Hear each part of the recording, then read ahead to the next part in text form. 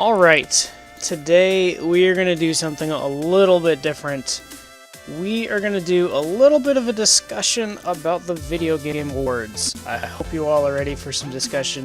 It is going to be open, so anybody that wants to join in is more than welcome to. If you would like to join on Discord for part of the discussion, feel free to let me know in chat. Hop on Discord and I can pull you over to the stream chat. We can talk about it a little bit. If you have a particular topic you want to talk about from the Video Game Awards, please let me know that in chat as well. Pint! He lives! Thank you, Pint. How you doing today, sir? I've unfortunately not been able to catch your new cast schedule yet. I did see you've been casting early in the morning, and I'm gonna try and catch some of those while I'm at work. Can we get a caster command for Pint? I think this is gonna go great. I'm gonna be talking, and my brain is not gonna function. That's exactly what's gonna happen. But yes, welcome Pint, how are you? And thank you very much. I like this shirt quite a bit. It's one of my favorites. This and the turtles. I like my Ninja Turtles. Just got off work. Even better!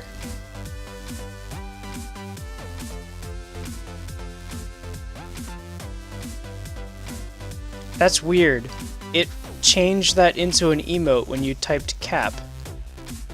And why is my chat thing not working? I have a chat thing on screen! Right there! At least it's supposed to be on screen. Did I break it? Oh, well there it is. Well, that's dumb. So I have to go into properties and change it to make it work? That's just weird. I'm gonna have to play with that. Anyway, you guys should now see a chat right there. Right there. Right there. Not the chair. No, not the chair. Anyway, yes, today is going to be a discussion about the Video Game Awards because I stayed up until 1:30 last night just watching the video and then putting together some thoughts on different things. Yes, I fixed it. I actually fixed something. And I had some interesting thoughts. There were quite a few things that I thought went as expected, and there were some other things that I thought were definitely business moves, but probably not the best for the companies involved. No, Louis! Don't burn the chat! That takes care of that. The chair is not a chat. Oh, yeah, no, the chair is not a chat. But regardless, I hope you all are having a fantastic Saturday. This is my early Saturday cast. My brain may or may not function, so you are in for a real treat. I'm gonna try and do these little discussions at least once a month. Don't know if it's gonna be about a particular topic or we're just gonna sit down and chat if we feel like chatting. But that's what we're planning on doing. And you have to excuse me a little bit. My nose, for some reason, decided it didn't like me today. Normally, I don't have any issues with it, but today it just said, nope, nope, don't like you today. No more. No more. So, with that, let's jump straight into some discussion topics here. Ad, did you have a topic you wanted to discuss? I see you jumped into the chat already.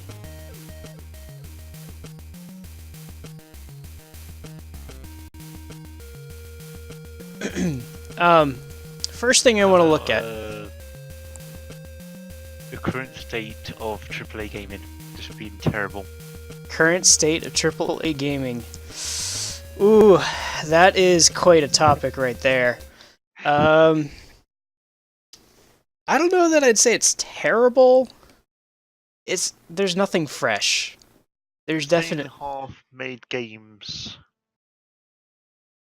you know, I don't know any Battlefront. Huh? What? Yeah, I've seen a bit of a cough. I can understand that. Battlefront is definitely a remake of an old game, but it was a game that everybody wanted. I wanted it since the original Battlefront came out.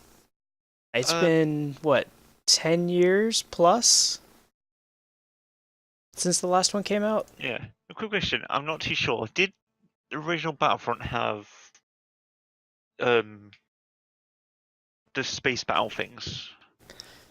What were they The called? I don't The multiplayer ones. I don't think it did.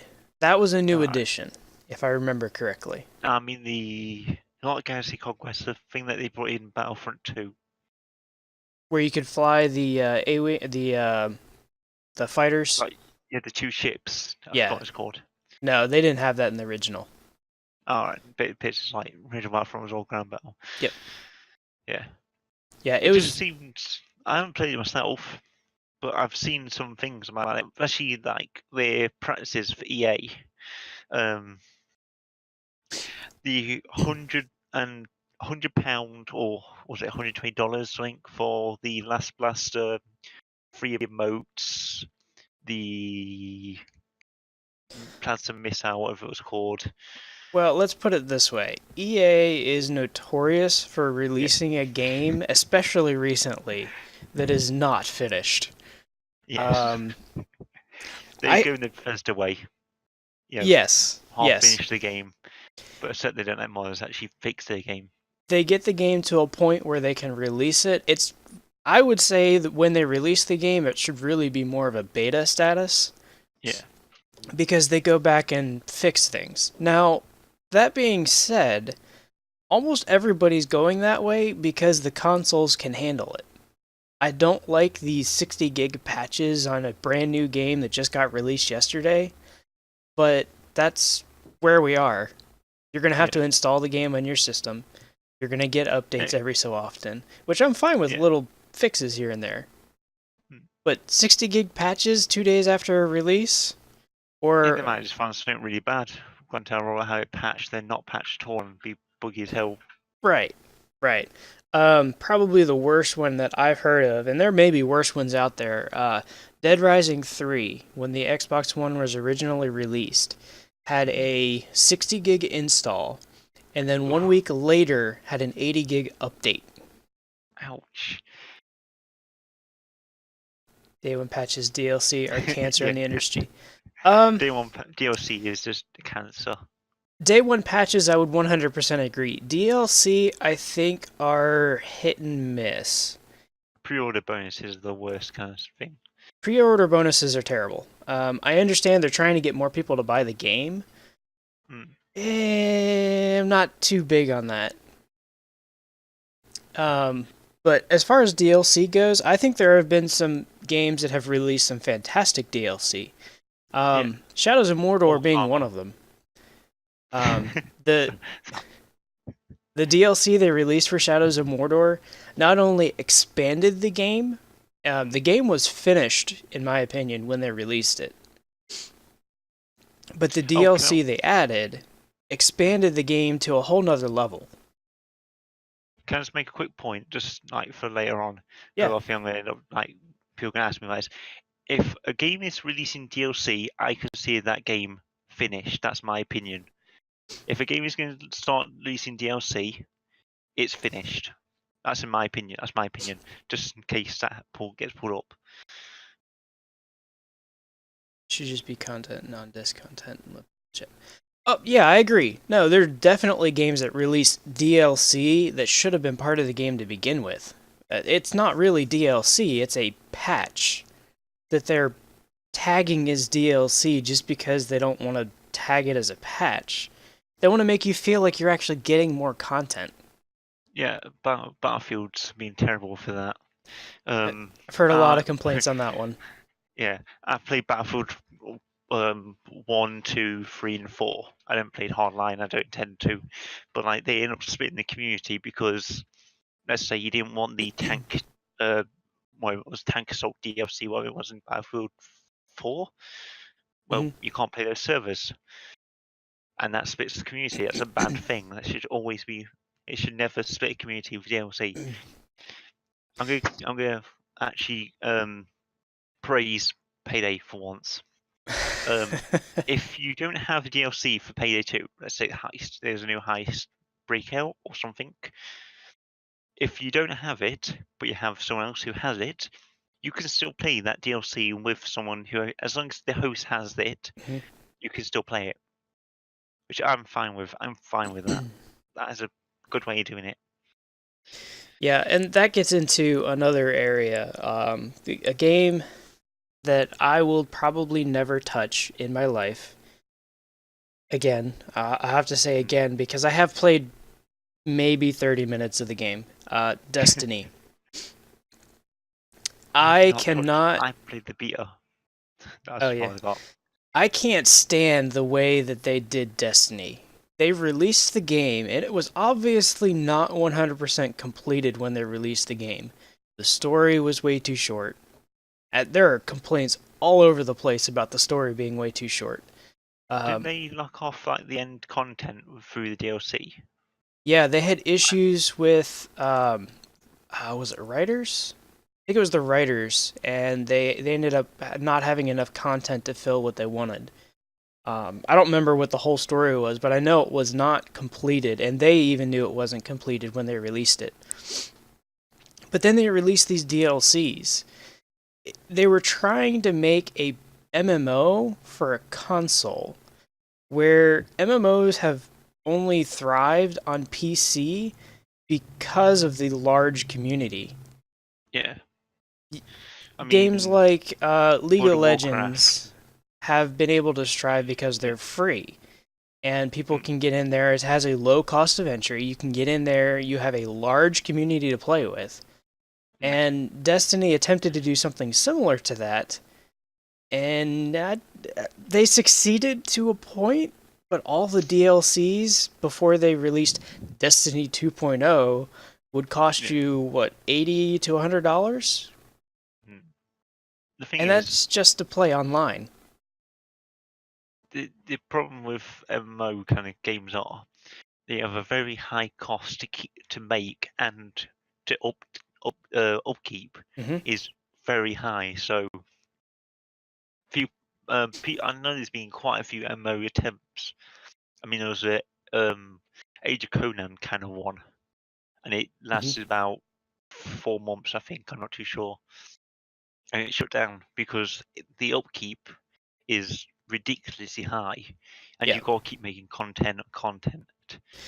Yeah. Thing is, like, we're not getting as many MMOs now because they're a big risk. Granted, Bungie, they're big boys now. They can do what the hell they want now because they won the Triple A's now. Yes. They certainly Bungie, are. Microsoft, I can't think of made well World of Warcraft now. Blizzard, they can do it. They can just they don't need to worry. Yeah, I am not very fond of the way Destiny did the DLCs. But on the flip side, you've got companies like Blizzard who have been able to maintain World of Warcraft for years. They're going on 15 years now, is that right? 10 years, 15 I years, think something like so. that? Some in that reason. I've got to Yeah, look it I'll have up. a look. I've only played it for a little while. Let's I've see. not played it at all. The original Warcraft was released in 1994. Wow. The current MMO was released in 2004. Hmm. So Yeah, they've got a the history with November. Warcraft.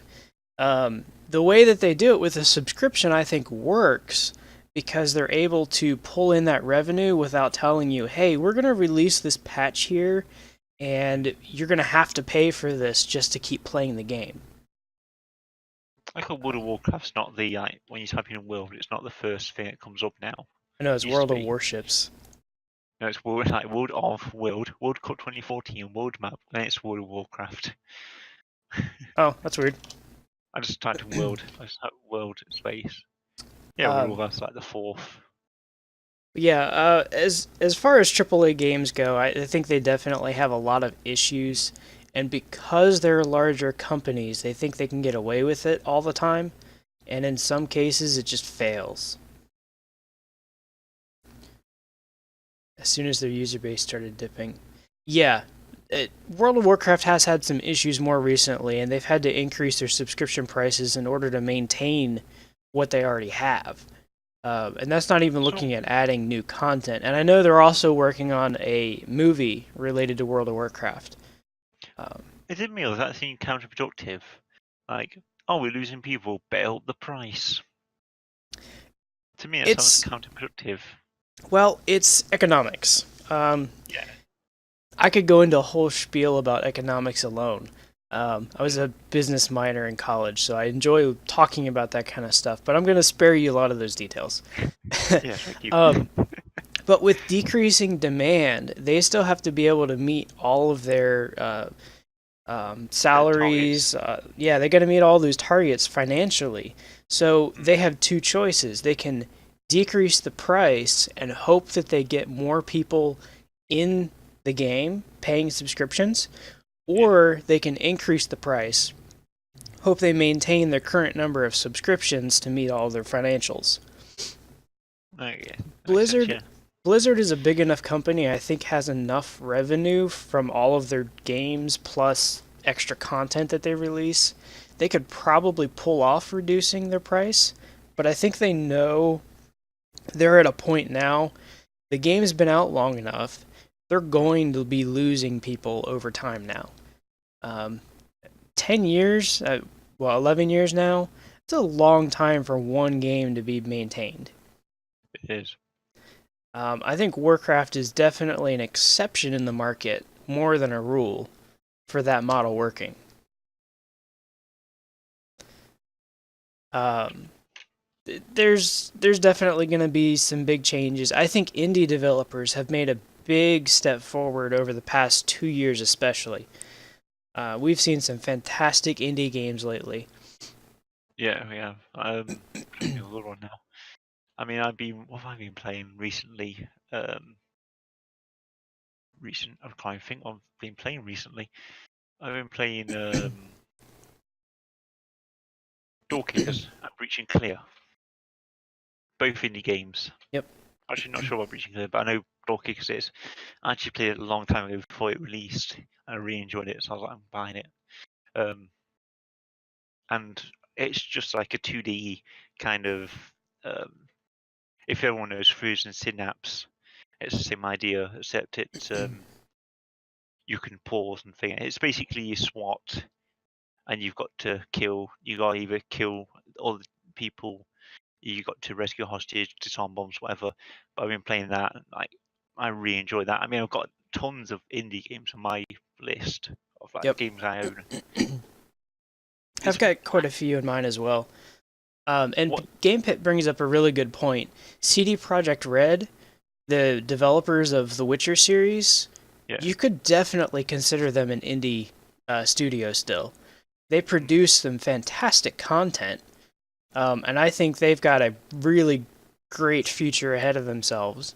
They're Yeah. not Some of the stuff. generally considered indie because of their size and the content they produce, but I think they definitely are still considered indie in my book.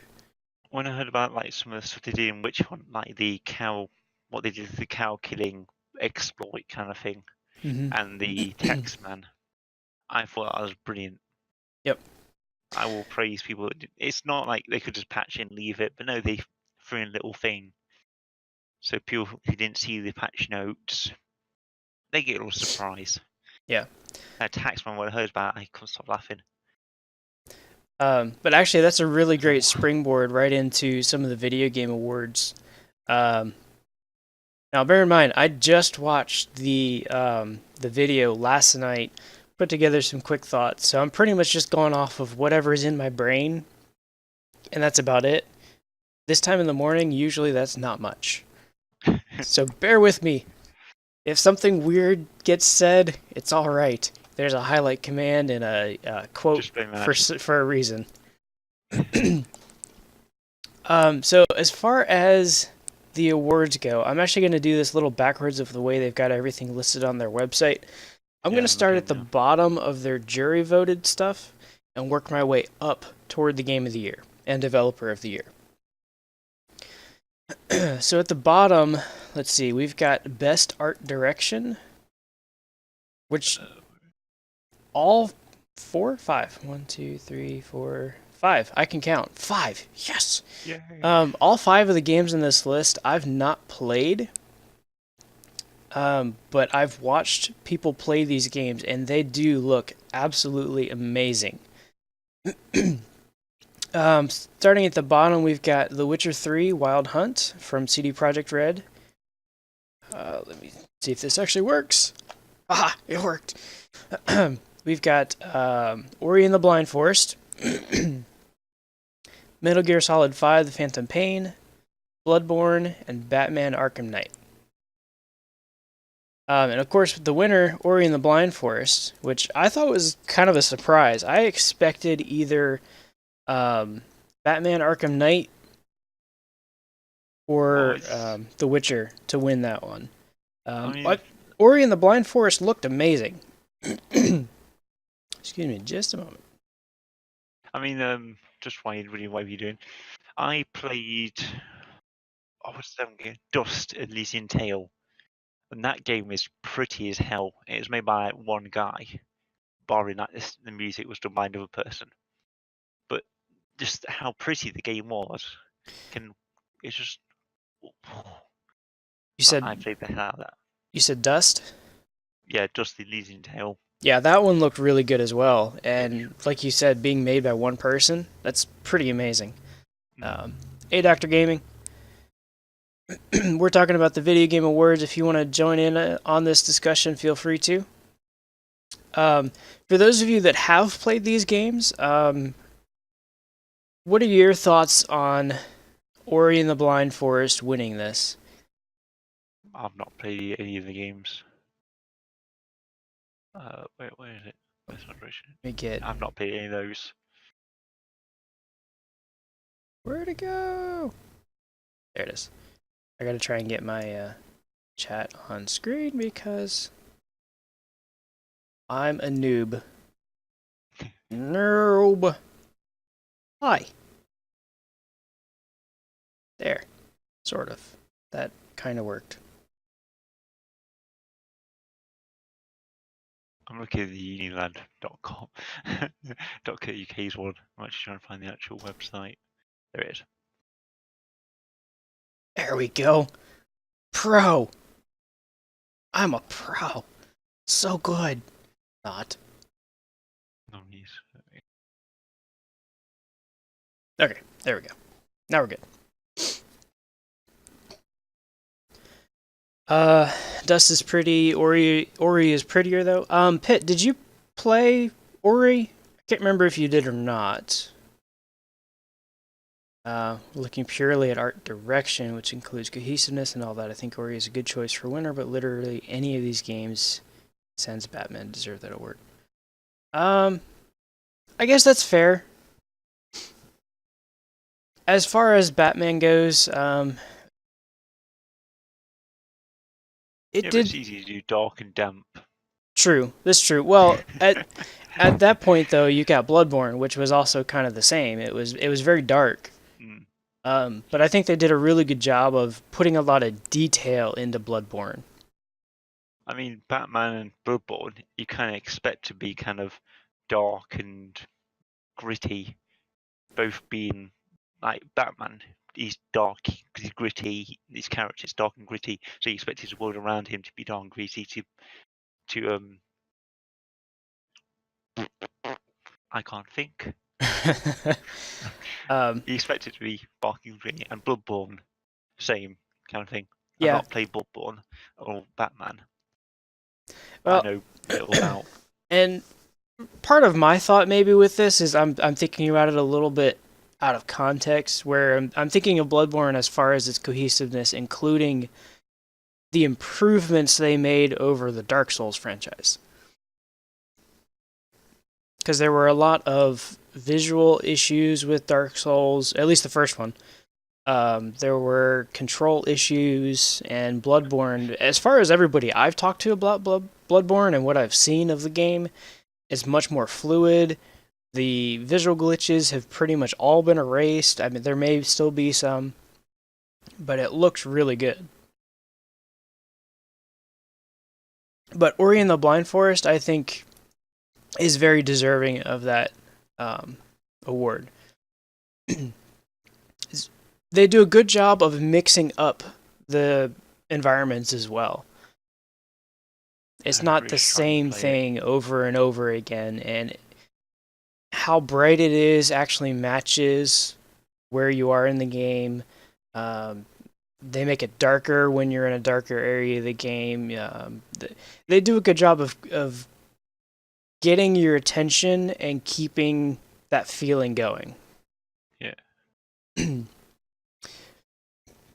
Okay, let's see. Next, we've got Best Multiplayer. This one surprised me. Who won? It's one I looked at it, I was like, that is a hard choice. I mean, there's triple A's there. I mean, you got Black Ops 3, you got Destiny, Halo, you got Rocket League, and then Splatoon. Yep. Out of nowhere. Let's take a step back here for just 1 second. Pitt mentioned Bloodborne does amazing things with the color palette in each area melds fluidly into the next, and that's what I was really amazed by. It didn't feel like there was a big split from one area to the next like you did in Dark Souls. Dark Souls, it felt like you immediately jumped from one area to another just by walking through a doorway. Or getting carried off by gargoyles or whatever they were. Yeah. Yeah. It's like dark and gritty. It's like brightness. Exactly. You didn't have that in Bloodborne. Okay, so back to Best Multiplayer. I really wasn't that surprised by this. I actually kind of wanted Rocket League to win because I felt like it was a great multiplayer that pretty much everybody could get in on. Yes, it was very physics-based. There were definitely some barriers for people getting into it, but I felt like it was a really good game for people to get into. But Splatoon, really not a surprise on that. I've expected what would happen. Splatoon was, in a lot of people's opinions, the best multiplayer game. But what was going to happen is Black Ops or Destiny was going to win that category. Yeah. I mean, I don't like Call of Duty, and I've got my reasons. I don't like Black Ops for a certain reason. The certain reason being their first launch of the first game was absolutely a disaster. I thought the first Black Ops was alright. Their big thing with Black Ops has been the zombies, though. Did you play it on console or did you play it on PC? Console. That's why the PC launch was horrible. Oh, any Black Ops game or any Call of Duty game, I won't play the PC port. I played Modern Warfare 2's PC port years ago, and it was okay, but there were a lot of issues with it. So I won't touch the PC ports. I don't like Call of Duty for reasons that I don't want to get hated on, but I just don't like Call of Duty for there's good reasons, in my opinion. Yep. Something else I've kind of noticed, and you'll probably see this as well as a little bit of a trend, they've got some games that have been out for a pretty good chunk of the year, and then they've got 1 or 2 games in almost every category that have only been out for like a month, maybe 2. Yeah. Like Halo 5 Guardians. I don't know that it's really been out long enough for people to make a good judgment of it. And they've even announced, 343 has announced that what they're going to do with Halo 5 is every month, this is going to be essentially another Destiny, but the content's going to be free. Every month, they're going to try and release new content to keep people involved in the game. Now, granted, they've also said most of the content's going to be multiplayer, strictly multiplayer content. But I don't remember if they said anything about microtransactions. I think there was discussion of it possibly being involved. You know, we're going to need to discuss microtransactions later. Oh yeah, we'll have to discussion about microtransactions. We'll most definitely have a discussion about microtransactions. Talk about that. But unfortunately, I've not played Splatoon. From what I've seen of the game, it looks great. Everybody's been saying the controls are great. It's easy to get into. There's no real major issues with the game. The only complaint that I've really heard about Splatoon is the lack of voice communication in game. Which I kind of understand, but I think that's what makes Splatoon good. You don't have to worry about 12-year-old kids hopping into the game and just raging all over the place because they lost. Basically, what you mean? Call of Duty. Call of Duty. I'm most of Call of Duty community. Welcome to Call of Duty multiplayer for Nintendo. Beat me to the punch. Just Wii U have like a communication device, headset or something. I don't think it does. I'm not sure. I think they could definitely add it. I don't think they currently have it, but I think they can add it. Yeah, but it doesn't know the internet, but yeah. It's not well, the internet. And that's a little different. Nintendo has never really done a multiplayer game like this. This is really their first big attempt at it. I mean, they've had little things here and there that they've tried, but they've never really delved deep into a console game that's almost strictly multiplayer, that's going to rely entirely on the internet or their servers. And I think they did a good job of looking at games like Battlefield that had major issues on release with server crashes, not being able to connect to the servers for some reason. And they said, we're not going to do that. We're going to make sure that when we release this game, we're going to have everything in place that is going to function. And if we don't have issues, we're going to fix it as soon as we can. We're not going to pull a Battlefield. So yeah, no real surprise, in my opinion, for best multiplayer. I expected a different game to be voted in there, but I'm happy that Splatoon won that one.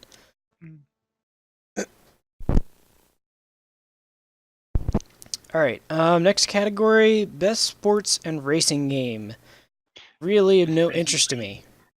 Yeah, this is basically games that come out every year: FIFA, Forza, NBA, any sport game with 2K in the front, like 2K16 or 2016.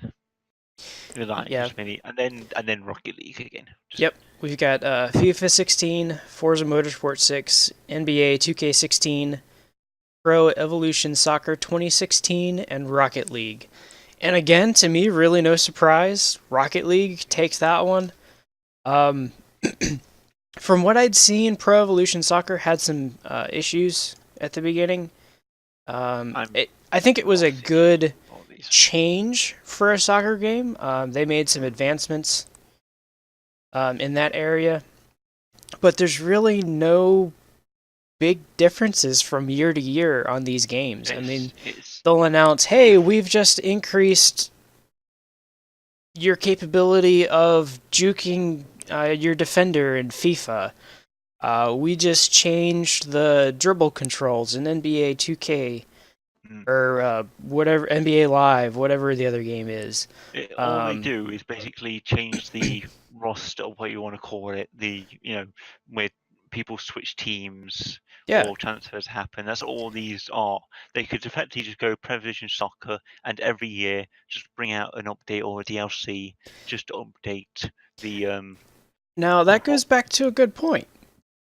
Sports games, I think they can get away with DLC, if you want to call it DLC, or patches to make the necessary adjustments. Now, obviously, if they're going to have a big update for changing the controls, updating graphics, those type of things, yeah, I think they probably need to release a new game.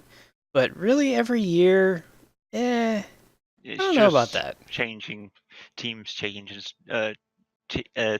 players changing teams and stuff. Yeah. But Rocket League, winner of that one as well.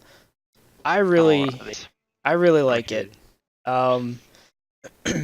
Possibly later on today, because I finally have it, we might be playing some Rocket League, so you can check it out for yourself. So yeah, sports games, racing, I'm not spending a whole lot of time in that, because really not that much interest to me. Last Forza game I played was Forza 4. And Yeah. There's like a million DLCs. Right. Here's another interesting category: best family game. Um, we've got Disney Infinity 3, Lego Dimensions, Skylanders Superchargers, Splatoon, and Super Mario Maker. And I think this one's kind of a no-brainer. Yeah. Super Mario Maker. Splatoon, close, I think. Super I Mario think Maker. I think the thing that clinched it for Super Mario Maker is replayability. I mean, someone could quickly make a map, upload it. Oh fucking hell! Sorry, the wind just blew my door open. The A massive bang. wind, it's alive! I went, no, I guess I thought. But like, they've. Oh, it's really windy here, by the way. That's why I got to deal with this. Loads of people making maps every day. So there's as long as people keep making maps, there's a finite amount of levels you could play in Super Mario Maker. So I think it's Right. that replayability that probably clinched it easily for Super Mario Maker here. Yeah, and I'm really out of all the Nintendo consoles. I used to be Nintendo all the way. And I got out of it. Haven't really touched a Nintendo console since N64. I mean, I've Okay. played the newer consoles, except for the Wii U, but I've not really spent a lot of time on the Nintendo consoles, with the exception of the N64. I mean, last I've actually got my DS in my hand, and like, because I never really did Nintendo, I think I played a bit of GameCube and the N64. I never really owned one. That's why I say I'm ashamed to say this. I never really played Zelda. That is horrible thing to say. I know, like, that should take away the rights of my like gamer right, whatever. But I never actually played Zelda because I never got into the Nintendo. But now in DS, I'm playing through um one of the think games. I can't remember. One of the Um, Zelda games even. yeah, So I'm and with you there. Pitt brings up a really good point with Super Mario Maker. It's varied and intricate, and I've seen some levels that have been amazingly well done. I was watching Smosh Games play through some levels, and some of these levels are so well done that you can literally walk to a point, you stand on a shell, and the shell takes you through the entire game, and you don't have to touch the controls. Oh, there's actually a name for that. I can't remember what it's called, but it's actually a name for that kind of level Mhm. where you don't touch anything.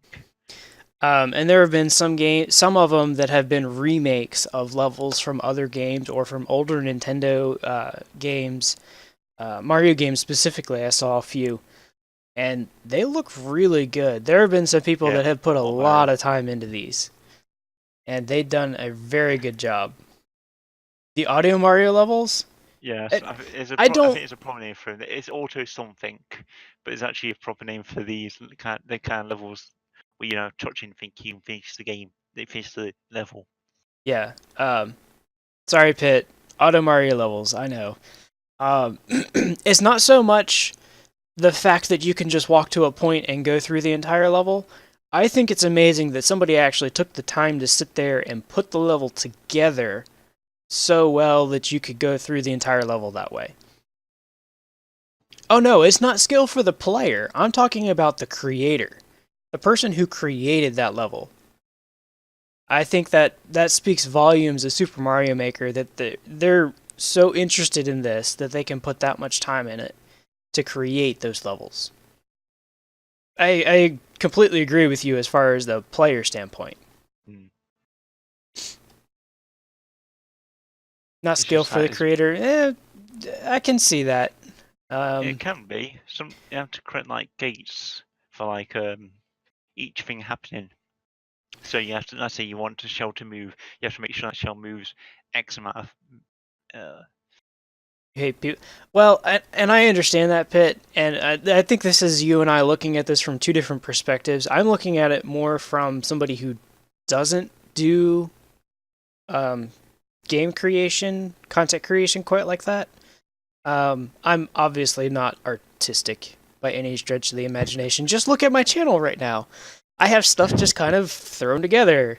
That's What most I kind. yeah, would I love to put something a little bit more professional together? Absolutely. Am I artistic to really do it in a reasonable amount of time without pulling my hair out? Absolutely not. Do I appreciate people who can do stuff like that? Absolutely. Hmm. 100%. But outside of the Auto Mario levels, I 100% agree that people have put a lot of time into this game. They have made some awesome levels, even taking out the Auto Mario levels. And some of them are very difficult to get through. I was watching. Oh crap! What was it? There was a Mario speed. You know about the 100 life thing? The I, 100 life, you have to get through 100 levels and 100 lives, I think. Or 50 levels. I can't remember the exact thing. Game Grumps, they do those. yeah, there you go. Game Grumps had a couple that were really good as well. Yeah, at Super Mario Maker, you could probably sit down and watch hours upon hours of people playing through levels that are fantastically done. They've done a very good job of making levels that you can't just sit on a shell and go through. But yeah, Super Mario Maker, 100% agree with that decision. I think it deserves that award. Very well done, especially for a game that is completely designed around content creation by other people. Let's see. Best fighting game. Really no surprise. Yeah. Let's see. We've got Guilty Gear XRD Sign. I have no idea what that is. I know Guilty Gear. Yeah. Never even heard of this game coming out. Mortal Kombat X. Rise of Incarnates. Rising Never heard of it. Thunder. I'd never even heard of the last two games. The only ones I've heard of is Mortal Kombat. I actually played Mortal Kombat X. I managed to beat my friend by just literally pressing every button in a random thing. That's how you win. That's how you win Mortal Kombat. That's how the new way. I don't know what Yes. XRD sign. I Weird name. I haven't seen Guilty Gear XRD Sign, so I can't really speak to whether it should have one. I know there are a few people, obviously Game Pit being one of them, who think Guilty Gear should have won over Mortal Kombat X. Mortal Kombat, I think, is one of those games, it's always going to be there. Yeah. They release a new game, it's always going to be there. Whether it wins all the time, questionable. Do I think they did a good job with it? Yes. Do I think they really innovated? Not really. They added new characters, they changed up some skill sets, or move sets. They didn't really add anything to it. It's not stupid flawed. Oh, I agree with that 100%. MKX had some stupid flaws. Who's Blazing Dragon? Watch him play through some Mortal Kombat X. He'll exploit some of those flaws. It's just ridiculous that the only game on this list that most people had heard about was Mortal Kombat X. Now, I understand. That's my why I won. NetherRealm and Warner Brothers advertised the crap out of that game. They did. DLC practices? Yes. And they advertised the crap out of their DLCs as well. And don't forget about the fatality scandals every year. Yep, every time they release a new game, they talk about how brutal their new finishers are, and then their brutalities.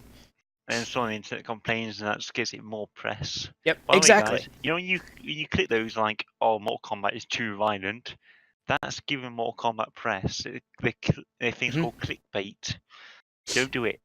Yeah. What I really want to do now that I've seen some of these games is I want to go back and actually look at some of these games. I want to see what Guilty Gear XRD Sign was all about. Like I said, I'm familiar with Guilty Gear. I hadn't seen anything about XRD Sign, so I'm going to check this out after the cast today, or at least whenever I get a chance. I've heard of Guilty Gear as far as my thing goes. Mm-hmm. I think Mortal Kombat may have won just because everyone knows Mortal Kombat. Right. But you say, have you heard of Rising Thunder? The fuck is Rising Thunder? Exactly. Like, I don't even know who Radiant Entertainment is. The developers. Rise of Incarnates? Okay, I know Bandai Namco. Bandai Namco. Goodness. Brain. Function. This was a really crap year for fighting games. I agree. I really wish that there were some more fighting games. Last year, you had Super Smash Brothers, and I think the new Super Smash Brothers was really good. I haven't been able to get my hands on it to play it much. I think I touched it one time, and that was it. But everybody that I've heard that's played it loves it.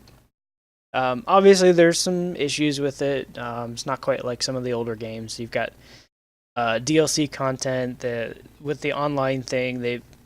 Nintendo has tweaked some of the characters so that they're not as overpowered. I know there were some issues with that initially. But that's where we are now. We're at a point where you're going to have games they're going to release and they're going to tweak things. The last Smash I played was Brawl on the Wii. Brawl was the last one I played, but my favorite still to this day was the original. Well, it wasn't really the original, but the N64 version, Super Smash Brothers. I played that game so much, I don't even remember how many hours I had in that game. I still have it. My N64 is sitting upstairs in my closet, and if I can, I would love to pull it out and play it on cast. Get some friends over here and sit down and just play it on cast. That would be amazing to me. I think there is a way to capture it. I'm not sure though. There is. I would just have to get a capture card. I mean, I've got all the other cables that I would need to do it. I just need to get a capture card in order to do it. So, like I said, fighting games, really no surprise. The only one that I'd heard of this year was Mortal Kombat X, so no surprise. Alright, best role-playing game. I know this one a lot of people were interested in. We've got Bloodborne, Fallout 4, Pillars of Eternity, The Witcher 3 Wild Hunt, and Undertale. I thought it was interesting that Undertale actually made it into this category. I actually did not expect them to make it. Isn't Undertale an RPG game? It is. It is strictly a RPG. It's nothing like any of these other games, but it is an RPG. It's all based on your interaction with other people. Yeah, I know there's passive. You can do passive. I've seen people do pacifist runs, and the one with this to kill everyone. What do they call them?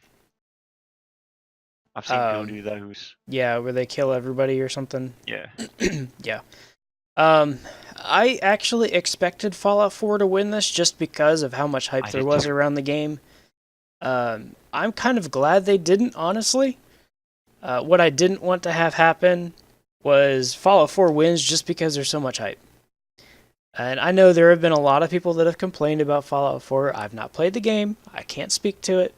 I've avoided the game as much as possible. But I kind of expected Fallout 4 to end up winning that. I've heard a lot of good things about Pillars of Eternity. I thought it looked really good. I would like to play it at some point. No real surprise it didn't win. Witcher 3, pretty much everybody that's talked about it loves the game. So not really a big surprise that they ended up winning. Especially considering what other awards they won, but we'll get to that a little bit later.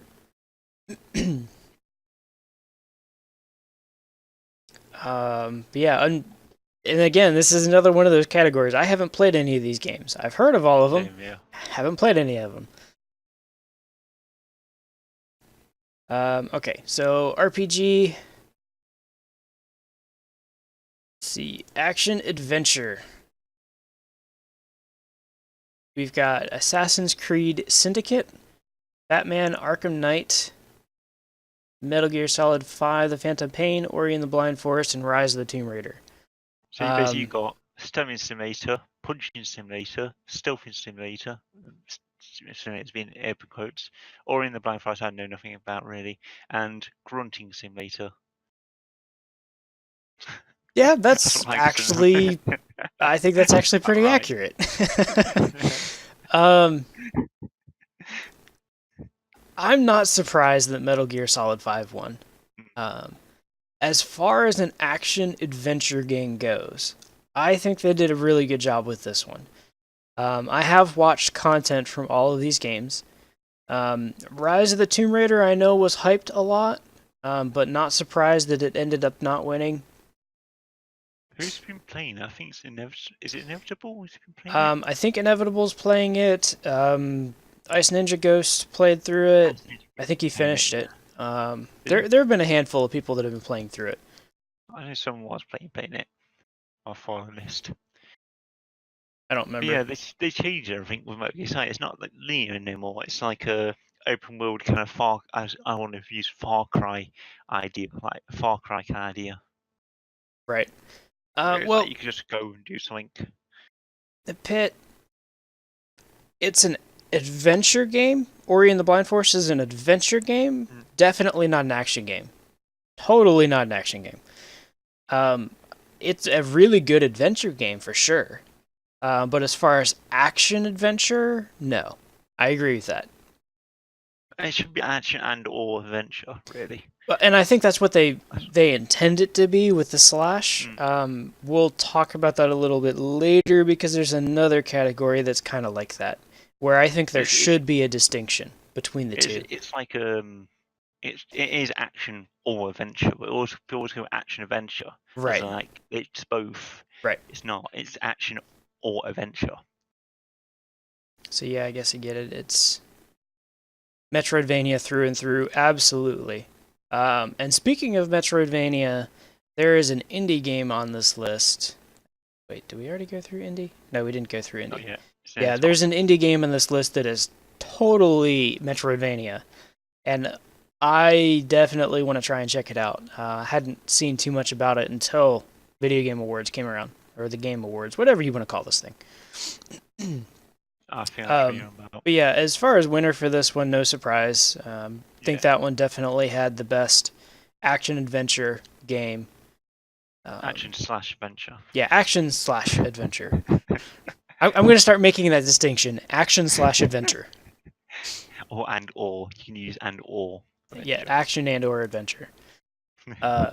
Okay, best shooter. Let's see. This was a little bit of a surprise, honestly. We have Black Ops 3, Destiny, Taken King, Halo 5 Guardians, Splatoon, and Star Wars Battlefront. When I saw Splatoon was even included in this category, I was kind of surprised. I still don't think he's shooting. You can shoot other people with some kind of projectile. Yeah, it's definitely a shooter, but I didn't expect it to be included in this category because it's not your traditional shooter. Things like Halo or Star Wars or like Battlefront or Halo Call of Duty. With as much hype as there was around Destiny, I kind of expected that one to win. But I'm happy that it didn't. Well, one, because I don't really like the game, but that's a whole other story. Call of Duty didn't win for reasons. Right, and Call of Duty. Halo 5, there's been a lot of hype around it, and a lot of people have enjoyed it, but... And a lot of controversy about the microtransactions. Yes, there's definitely some controversy around that one as well. But Splatoon winning that category, I'm happy for Nintendo. They've got, we've seen 2 awards so far for Splatoon. 2, yeah. And I think Splatoon was definitely the best game Nintendo's put out this year. By far. It's their best new IP. I mean, like what they've been putting out Mario's and Legend of Zelda's for like however long. and now Right. they just bring out a brand new IP. That's true. I guess I should Nice. clarify that. You've got Super Mario Maker and Splatoon were the two big games that Nintendo released this year. Super Mario Maker, I think, was fantastic. There's been a lot of great content, and really, the sky's the ceiling with that game. Splatoon, on the other hand, kind of brings everybody together in a friendly, competitive battlefield. That It is just friendly competitive. friendly competition. It really is. If you look at the art style and just the way that the game is designed, it really is friendly because the game isn't based on how many kills you get. The game is based on how much coverage you have, how long you maintain this point. The thing is, Splatoon was made like it's meant to be like the youth skater kind of thing, but it's also based on Western culture, Western pop culture kind of thing. So I believe the two hosts, say stay not frosty. They say something. And it's just it seems. I'm just going to sound really old here. It sounds hip. Yep. So it's like it's like skater youth pop culture. That's what it's like. It like revolves around. Yeah, definitely. That's why everyone's always wearing like headphones, and it's always skate parks, and always wearing like looking trainers. So yeah, shooter not really a big surprise to me. I know some people were a little surprised by that win. Let's see, next category we've got is games for impact. I'm not surprised by this. I thought there might be a different outcome, but I hadn't heard of Sybil, whatever that's supposed to be. What is games for impact like? Is it meant to be like? Well, let's go through the games in the category first. We've got Sybil, Her Story, Life is Strange, Sunset, and Undertale. And you can tell by the winner, Life is Strange was the winner of that category. Life is Strange was designed episodically, and what decisions you made throughout the game would change what would come next. So in a way, it's a little bit of an RPG. I could tell kind of idea game. A little bit. You had a little bit more control over things. I'm trying to compare things I've heard, know of. Yeah, definitely a little bit like some of the Telltale games. But the whole point of the game was to grab your attention and kind of play with your emotions a little bit. It was supposed to impact you directly in some way. If you go watch just the trailer for Her Story, that's a really good example of what it means by games for impact. And there have been several games released, even more than just on this list. But Life is Strange, I have actually seen a lot of gameplay. Undertale, I've seen some gameplay. Her Story, I've actually not seen that much gameplay. Not heard of it. It's a little different. I went through and watched some gameplay after I had seen it was a nominee for this category. It kind of goes back to older games, and this might be a kind of odd comparison, where you've got actual video footage embedded in the game. And depending on what decisions you make can change the content that you see. I mean, the last game that had like what I consider an impact on me as a person was now you're just going to sound really weird. Spec Ops: The Line. Yes. That game. Whew, if you don't know if you haven't seen the ending, I'm not going to spoil it. But that game, I feel bad. I can feel. I've got all the feels right now. Just going off looking back. It's Spec Ops definitely did that. I'm not going to spoil anything either, for just in case anybody's not played this game. It's been out for a while. You should play it. Gears of War 3.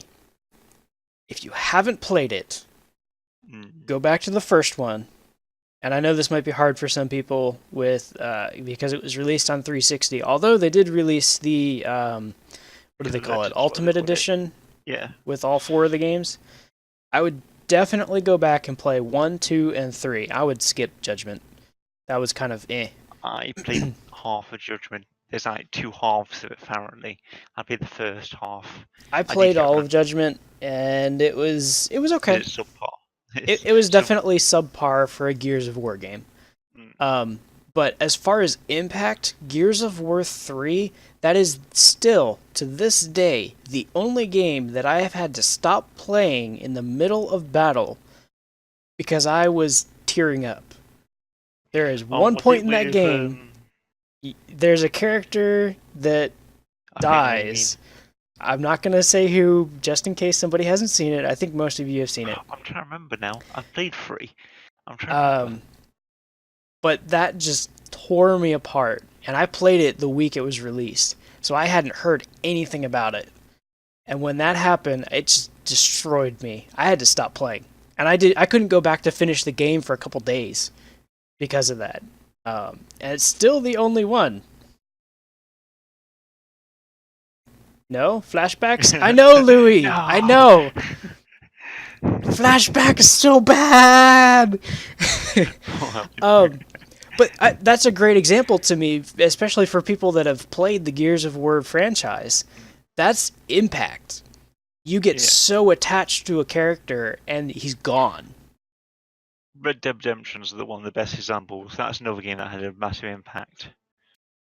Yep. Like, if you're not played till the finish, then you won't understand like the whole game. That was just amazing, and then the ending. It's just the ending. That's all I Right. say. And there's a lot of games that way. Did you finish Red Dead? No, I never played Red Dead. I've seen some people play it. Do you know about the ending? No, I don't. You just should play it. Play all the way through and get to the end. I'll see about playing that one at some point. Yeah, it's. I don't think it's on PC. It's on like 360. I don't know it's on PlayStation. But I know it's on 360. Yeah. I think everybody's got at least one game that's really hit them emotionally. Like Pitt said, Walking Dead Season 1 is his. I need to play the Walking Dead series. And Cass still had off-cam mic mute at the end. Walking Dead Season 1. Yeah. And I don't know what happens in Walking Dead Season 1. And that's actually another one that I want to try and play at some point. Hey, maybe that'll be the other game that does it to me. But just to me, and I understand Life is Strange. Games. Life is Strange was almost entirely based around impacting you in some way.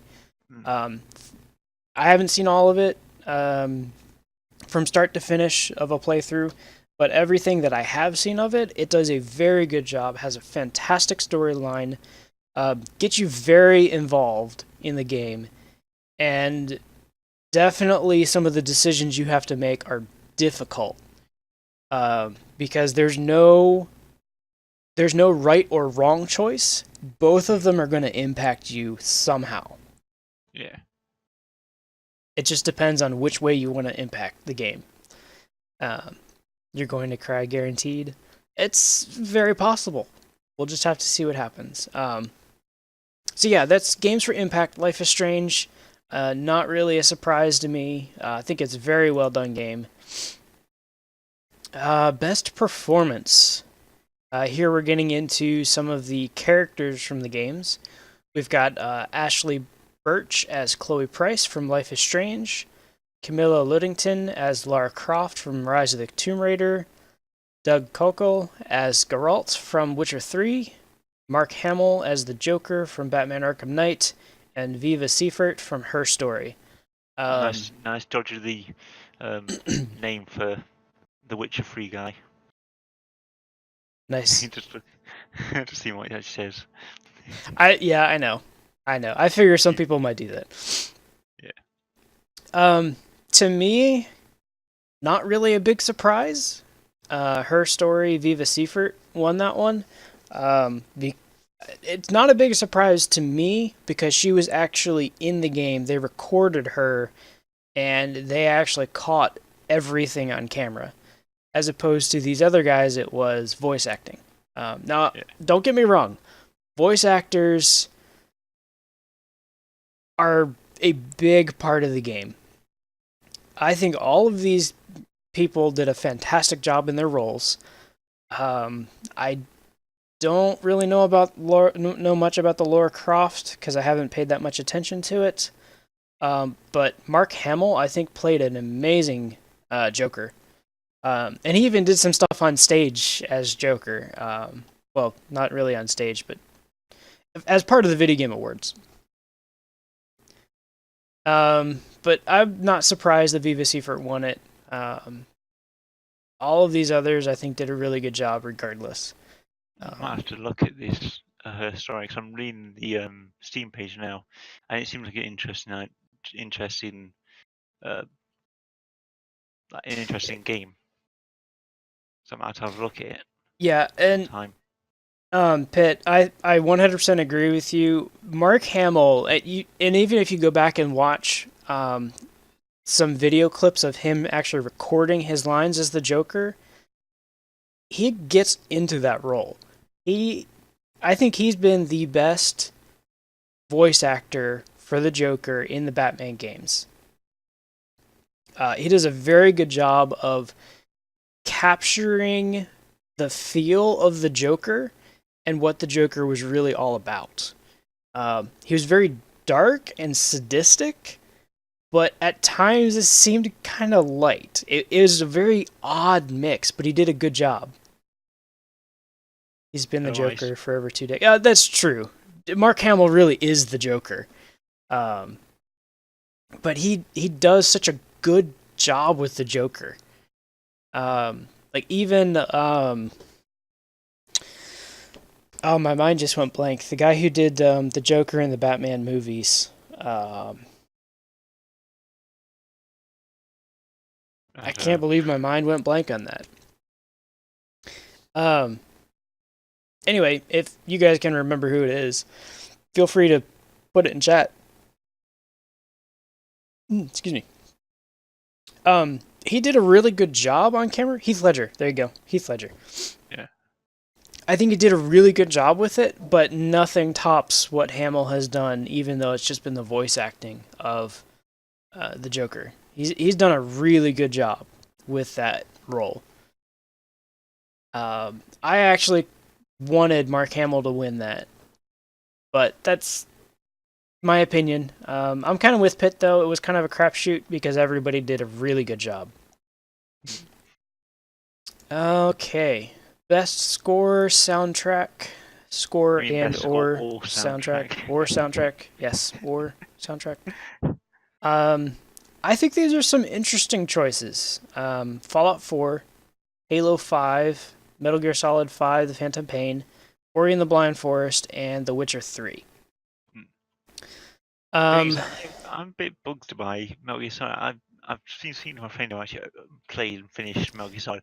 You can get music from anywhere. Just I'm not so sure how it works, but you get like an MP3 player, what they call it, and it can play actual music. So does that count towards it, or does it not?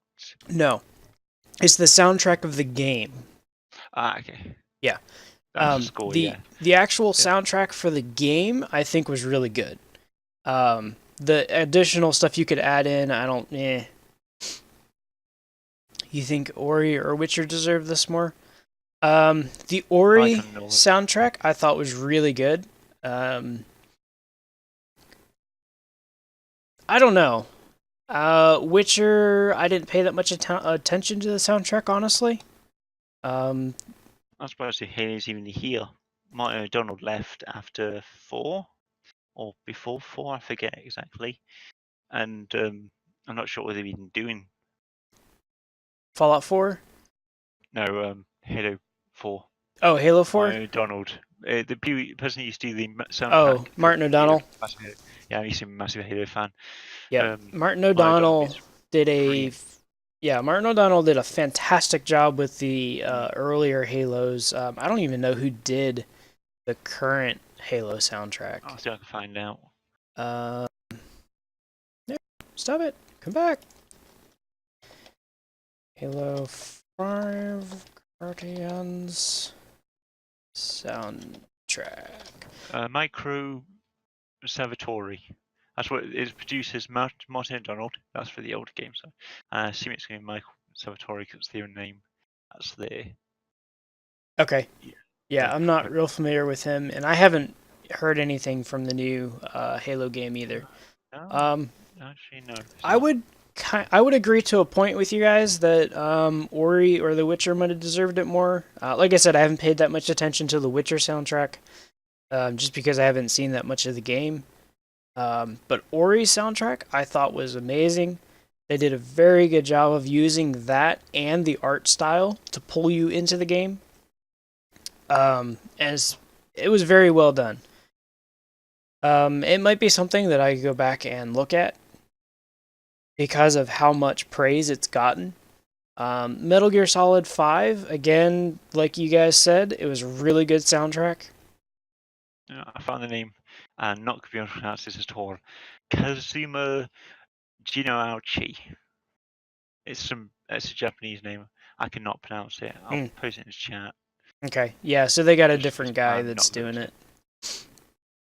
That's kind of what I expected. And Fallout 4, I think, even had a good soundtrack. They had the composer for the theme song. Before the game was even released, he did a piano rendition of the theme song. And I thought it was really good. But then again, not actually playing the game or seeing enough content of the game, I can't speak to that very well. I've not heard the Fallout Falls their first tune. I mean, like you got Don't Want to Set the World on Fire for Fallout 3. What's that other? The Jangle one for New Vegas. I don't know sure what Falls is. I need to listen to it. Right. So yeah, there's Set on the World on Fire is the best one so far. Yep. So there's score or soundtrack. Let's see. We're gonna move on to narrative. Her Story, Life is Strange, Tales from the Borderlands, The Witcher 3, Wild Hunt, and Until Dawn. To me, this one was really a crapshoot. I think all of these games had good narratives. Until Dawn, I thought was probably one of the better ones. And the game really changed a lot depending on what you did. Just like Life is Strange did. But Her Story wins that one. But then again, I've not played any of these games, so I can't speak much to that either. There's some brilliant parts. Just want to say, there's some brilliant funny parts in Tales from Borderlands. Just there's some absolutely hilarious moments. I watched someone play it. I can't remember who it was, and they'll I think they're near the end of the game. But there's some brilliant parts. Yeah. Just Scooter in the whole thing, just and absolutely funny as hell. Borderlands in general has always been a somewhat serious game at points, but mostly just comedy. There's really nothing majorly serious about the game. And from what I'd seen from Tales of the Borderlands, it's kind of the same deal.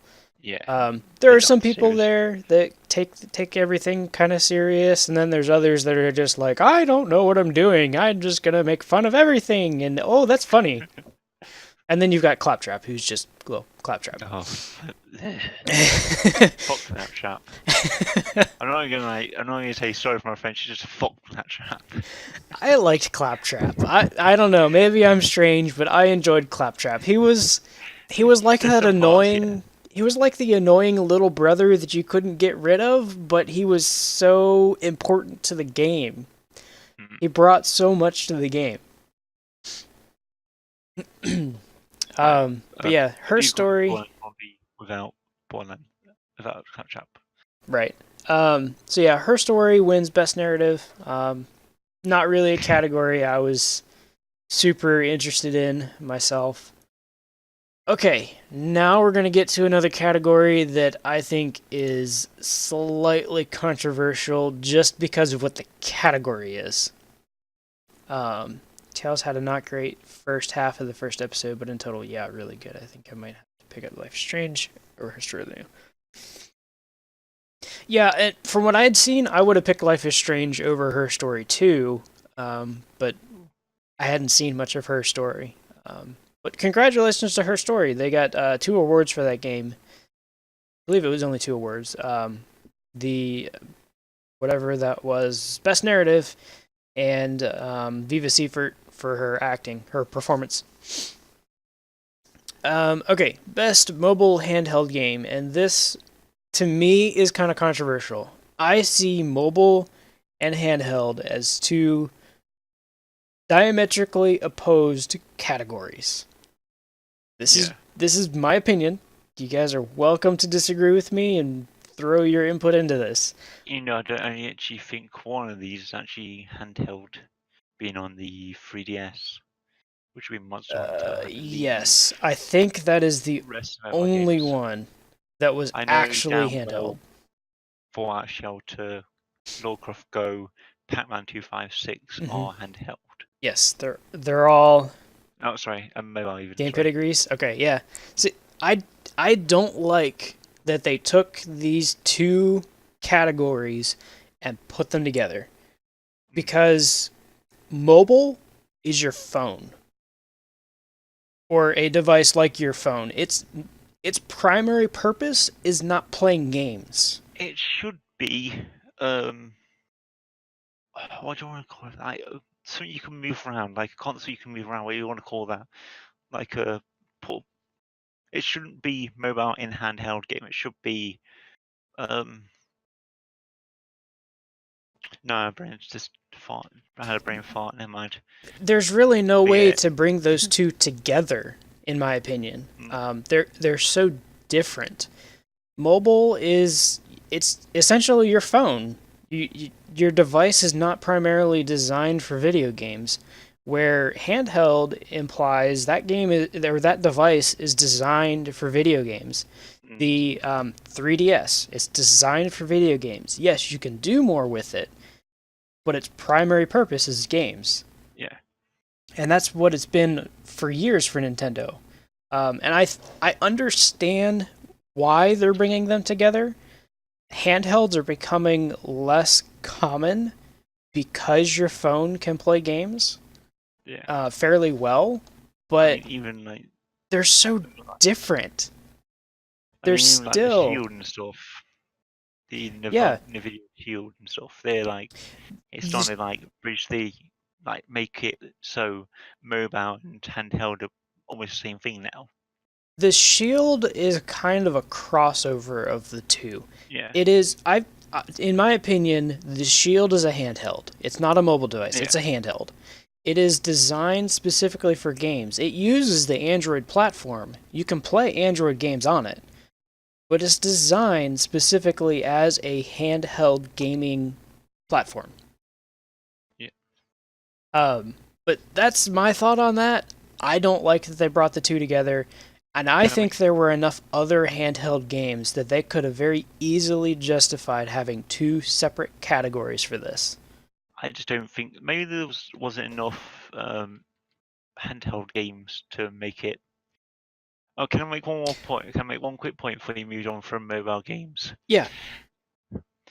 On the Android, on the Play Store, yeah, you can get Tetris. Yeah. With microtransactions. Right. I'm just like Tetris with microtransactions. Let me just rage. That there.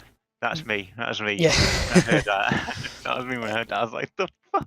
And that comes down to it is the developer attempting to milk a franchise for all it's worth. That's really what it comes down to. Okay, Bethesda released Fallout Shelter. That's one that I put a fair amount of time into. I've actually stopped playing it. I Still stopped playing it. playing it Actually, because they become so actually, easy for me. actually just checked. My person I've got actually out in the wasteland just found a railway rifle.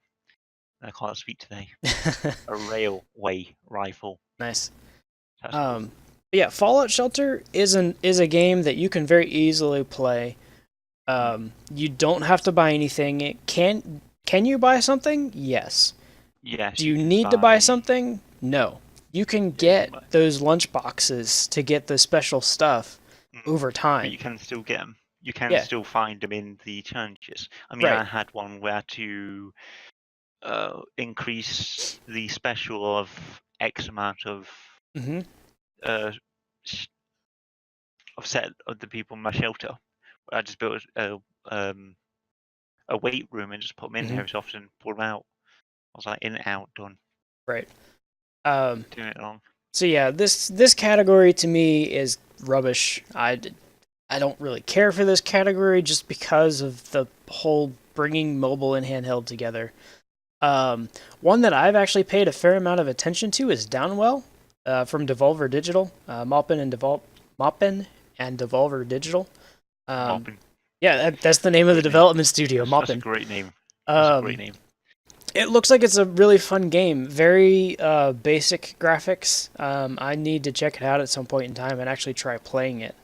Um, but Lara Croft Go wins this category. The nominees were Downwell, Fallout Shelter, Lara Croft Go, Monster Hunter 4 Ultimate, and Pac-Man 256. Monster Hunter is only available on the 3DS, I 3DS. believe. Yeah. Monster Hunter 4, I thought was a really good game from everything I'd seen of it.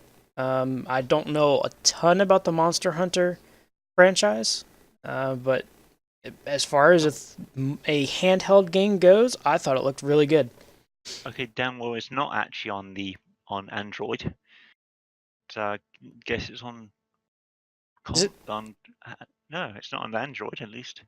No, it's not. So I guess it's on handheld somewhere. Downwell? Video It's on game iOS, development, I think. Japan-based Muppin. Mode single player platform, iOS, Android, and Windows. Where is it on? It's on iOS, Android, and Windows. Not Android. I'm checking Google Play now. I'm actually in Google Play now. Down. Maybe I put a spell. Oh, I don't know how they released it. It's not on Finger. Yeah, If it's because it's anywhere with your only Google on Play. Steam and iTunes, apparently. There's probably some Okay. other way to get it on Android. It's not on Android right now, anyway. At least not through the Play Store. Yeah. So, Pitt, do you think Lara Croft Go should win over Monster Hunter? I was actually going to buy Monster Hunter 4 for 3DS. Me and my friend were, and get the Circle Pad Plus and stuff. Mm-hmm. Probably like co-op it. But we never got round to it. And I think 5's been announced, isn't it? Some talk about 5. I'm not so sure. Hell no. Okay, I'm just making sure. Yeah, I thought Monster Hunter 4 should have won that category. To me, it was either Downwell or Monster Hunter 4. But that was just me looking at it. Monster Hunter 4, I think, probably should have won that category. But welcome to the world of mobile and handheld apparently being the same category. And being just full of microtransactions. I hope down the road they split that into two categories again, because I know before it was two categories. They were two categories. I think even last year they were two categories. So yeah, there's mobile handheld. And That all. mess of whatever that is. Best independent game. This is a really good category in my opinion. I think all of these games deserve their nominees. The only one I hadn't really looked at was Her Story, and I think it deserves it. I think Her Story is actually on sale right now. RNG falling down and shooting. Did you enjoy it though, Ninja? I thought it looked like an enjoyable game. Okay, so as far as independent games, we've got Axiom Verge, which is a through and through Metroidvania game. I think it takes a lot of cues from Metroid directly. I know nothing about it, I'm so definitely checking that one out a little bit more down the I road. might have to. Her Story, Ori and the Blind Forest, Rocket League, and Undertale. Um, in my opinion, this was kind of a no-brainer. Rocket League, uh, from what I've done in Rocket League, there's an infinite amount of time you could put into that game. If you enjoy that game, you're gonna put a lot of time into it. I think they actually only released like one DLC for it, and the rest, a lot of stuff has actually been free content. I think they had a portal thing. Good and a Was lot it of portal? replayable. Yeah. Yeah, they've released some extra content for Rocket League, but it's all been No, there's it's not three been game DLCs. changing. Oh, sorry, it's five Yeah, DLCs. you Four can go back technically to with a Ori and soundtrack. Axiom endlessly. Yeah, and Axiom Verge is definitely one that I want to play. Considering I haven't played it yet, I don't know how good the game actually is. Um, to me, it was really down to Axiom Verge and Rocket League. Axiom Verge it's your Metroidvania, and Metroidvanias just grab my attention. I don't know why. I like Metroidvanias. Just I don't care what it is. I'll play it. If I don't like it, I'll probably still finish the game, but I might hate myself for finishing it. But that's a whole nother story. Axiom Verge. It even goes back to that art style, and that art style kind of grabs me as well. I guess I'm more of a retro gamer. Because even lately, I've been going back and playing a lot of older games.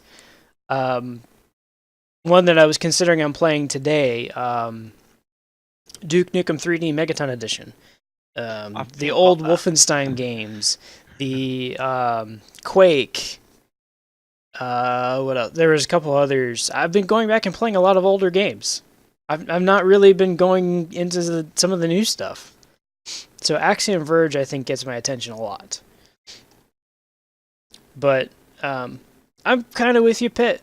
I think Axiom Verge might have deserved this one. I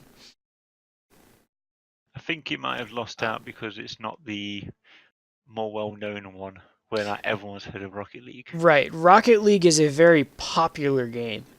I think as far as polished games, Ori and the Blind Forest probably is the most polished. Rocket League pulls in that multiplayer aspect. I think it's well polished. The physics in it are good.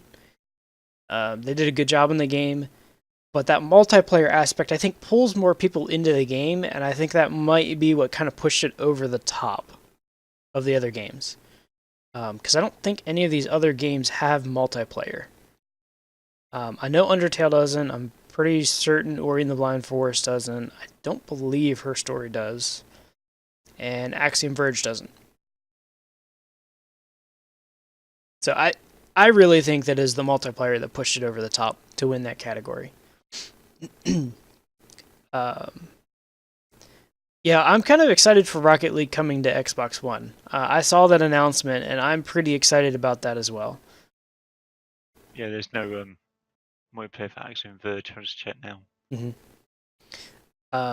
So yeah, Axiom Verge, you will probably see that one on cast at some point. I'm just gonna say that now. You will probably see it.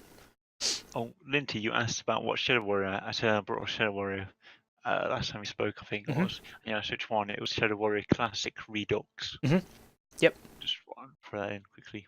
Yeah, I'm definitely gonna be playing that one too. I played it years ago, but I loved it. I'm gonna definitely play through it again. Okay, Developer of the Year. I don't think this is much of a surprise. We've got Bethesda Games, or Bethesda Game Studios, CD Projekt Red, From Software, Kojima Productions, and Nintendo. Considering the games that each of these developers have released, Nintendo obviously has released several games this year. I think they had a lot of good contenders. Was anything really groundbreaking? No. Did they release games that kind of fit that Nintendo mold? Absolutely. Um, they didn't really push the limit on anything, in my opinion. Yeah, they got into online multiplayer with Splatoon. They got Super Mario Maker with building levels. So they did a good job. No surprise they didn't win. Kojima, you got the Metal Gear franchise. From Software with Bloodborne. CD Projekt Red had The Witcher. And Bethesda Games with the Fallout games. Shelter and 4. I don't think they released any other major games this year. Not that I can think of. I mean, just off the top of my head, I can't think of any. Mm. But yeah, CD Projekt Red, I think with Witcher 3, they did a really good job with that game. It had a lot of hype around it. I think it had more hype than Fallout 4 did. I know people were waiting for Fallout 4, but the community and hype around CD Projekt Red's The Witcher 3, I think, just blew Fallout 4 out of the water. At least all of the hype that I had seen. But absolutely, all of these were. They all had really good years. And to go with that, we've got Game of the Year. Come on. Bloodborne, Fallout 4, Metal Gear Solid 5, Phantom Pain, Super Mario Maker, and The Witcher 3 Wild Hunt. Obviously, The Witcher 3 Wild Hunt won. Again, that goes back to the developer of the year. CD Projekt Red did a great job with the game. And these, I'm kind of torn as to whether Super Mario Maker was the best game from Nintendo this year or not. I think it's just replayability. Yeah, I think so. Billion levels, whatever. Not exact amount. Right. Disclaimer. Not that amount. Splatoon, I think, did a really good job. Obviously, those issues early in the release kind of tore it down a little bit, but I think Splatoon still was really their best game this year. But that being said, from sales, maybe I don't know. Maybe I don't know. That being said, though, I think they all had some good games. Kojima could have won. Don't Activision 5 progress. Yeah. That kind of brings us to another point. We've gone through all the categories as far as jury voted. Let me look through fan choice real quick. Esports game, esports anticipated, esports team, best fan creation. Can I make a point about the esports team of the year? The team that won, Optic Gaming, actually lost in the last tournament they were in, which was the Black Ops 3. So I still don't understand how they either win the best team when they lost. Right. It was a well. I actually watched the final. I admit, it was a well fought battle, but they still lost. Yeah. I think they did have the best overall, maybe, in the whole tournament. The product delivered is surprisingly good. I agree, Pitt. Considering everything that happened with the development cycle of Metal Gear Solid 5, they did a really good job. But that brings us to another point. I want to pose a question, and I want to know what you guys think. If you guys saw the Game Awards, what were your thoughts on Kojima being banned from going to the Game Awards? I didn't watch it, so I'm not going to really have an opinion. I think it's a bit stupid, though. He basically made the company. Mm-hmm. And even the company named after him, Kojima, what was it? Kojima Productions, or what they called it? Kojima Productions. Just like, what? I seen a picture on Facebook. It was a person in a cardboard box, like Kojima sneaking into trying to sneak into the awards before being caught. Yep. I And wish I could find it. they even said, I like the but missed part of the story. Yeah. When I watched it, I had already heard about some of the controversy with that whole thing going down. But when I had heard exactly what happened, and I think there's more to the story than what they've told us. Essentially, what they've said was the lawyers from the company too busy playing KF2. Understandable. Essentially, what they said was a lawyer from the company contacted Kojima and told him that he would not be allowed to travel from Japan to receive the award if they got one. So he was 100% banned from going to the Game Awards. And as soon as they said that, and this was done live. Contract. This was done live. You could audibly hear boos from the audience, and it wasn't just like a couple people booing. It was the entire crowd. Yeah. It was obvious that they were not happy that he couldn't be there, even if he didn't get anything. Why should he be banned from going there? He's going, and this was something that I'd heard several times. Why would they prevent him from going even if he doesn't get something? It's a time for the gaming community, especially the gaming development community, to come together despite their competition and developing games to sell more games for their company. What's the point? Kojima is a legend in the gaming development community. This is the actual quote from Eurogamer. This is during the thing. As you notice, Hideo Kojima is not here with us tonight. I want to say a little bit about that. Kiwi eliminated. Mr. Kojima has every intention of being with us tonight, but unfortunately he was informed by a lawyer representing Konami just recently that he will not be allowed to travel to tonight's awards ceremony to accept the awards. And then the crowd booed, apparently. I've not watched it. Oh, it's actually a video. One second, I'm trying to find the actual quote. I'll link it in the chat. No, I think I got it. Yeah, stupid. No, I just want to watch it first, and then I'll post it. Ba, ba, ba, ba, ba. Why? Fine. Don't find it. I was gonna actually try and find the video of it as well. I didn't find it. It's there. It's on there.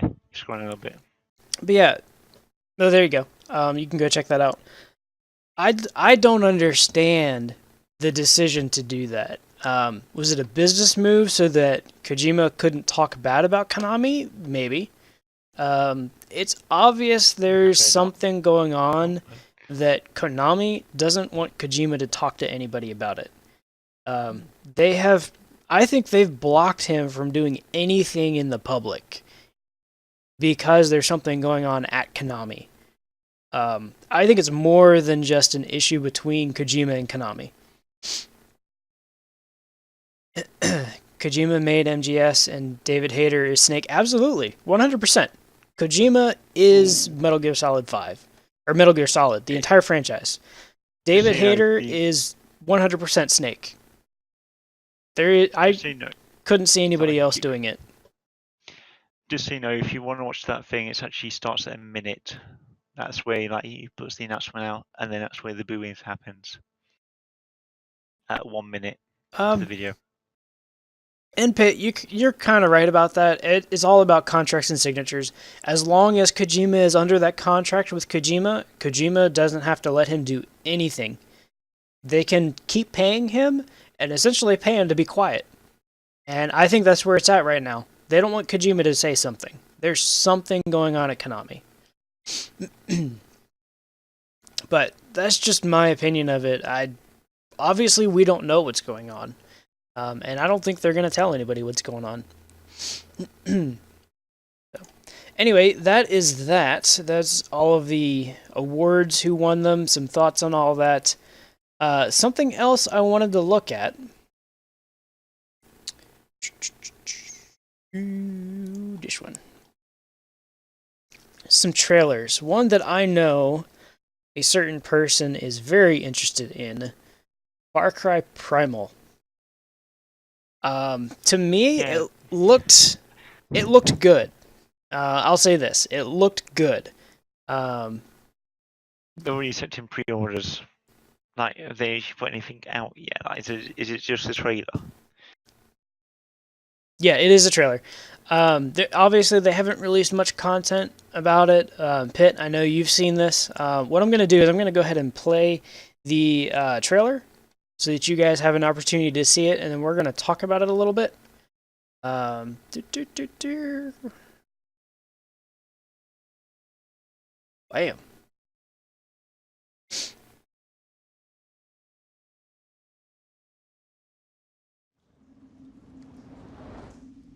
Tidwaya spacham. Hadijam dwaya salwa daf daf. Mas matis guari quaturbadi.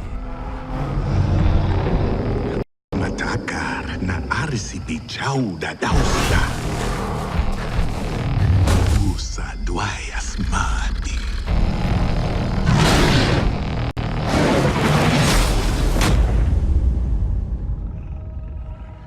Yamagis twarsha damnasha. Taparswa guarba de hasta.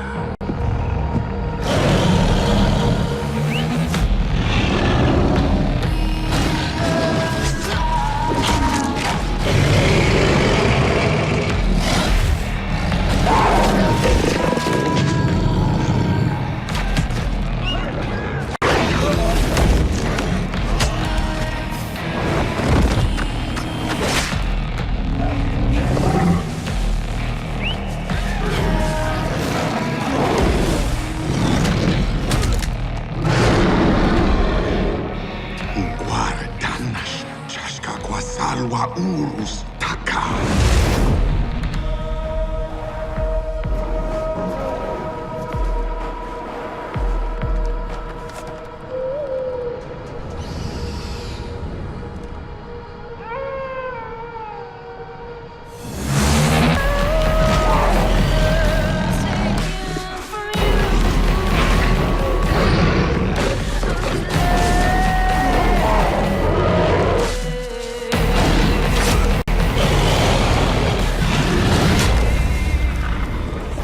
Far Cry Primal. No, stop. Stop! Okay, so there's the trailer. I'm pretty interested in this. I'm kind of excited to see what comes of it. I know, Pitt, you have played through the entire Far Cry franchise. This is definitely a very different game. If I may, it looks like Ark with Far Cry. It does a little Or bit. Far Cry with pets. Far Cry Pet Edition. That there's a projectile weapon, yes. It does really interest things with companions and beast control. That's the one that I think is really going to sell this game. The taming of beasts having companions of sorts. And from the trailer, it looks like you can have multiple beasts under your control at any given time. It looked like there was a hawk and a wolf at the same time. So that makes things really interesting, and being able to point them to certain things, attack, kind of control what they do once you control them. That I think is really going to sell. Not sure how well it's going to be received by the Far Cry community, but I think it's going to. There's a whole list of tame beasts you can access that each have special attributes and do certain things. Yeah, and as long as they don't have like one that's the beast that you want to have, and none of the others really matter at all, I think they'll do a good job with it. I really do think they're going to do a good job with it. Let's see. There's another one. There's the Rocket League announcement for Xbox One. We already know that's coming. Where's the other one I wanted to show? Ah, here we go. The other one that I was interested in. Yay, ads.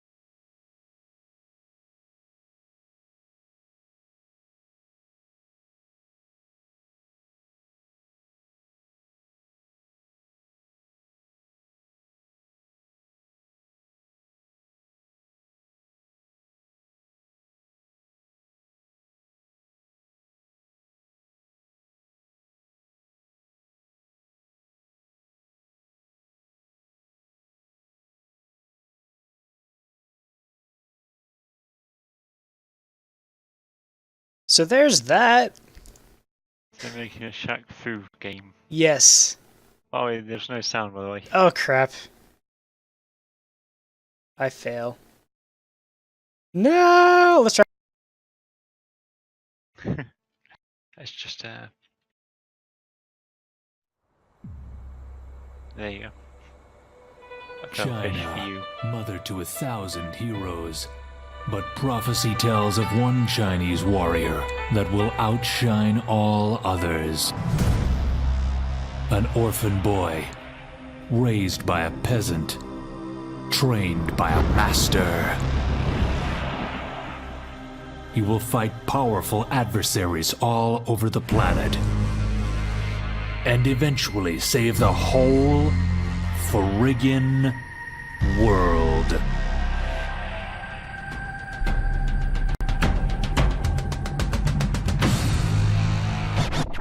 Wait a minute, he doesn't look Chinese.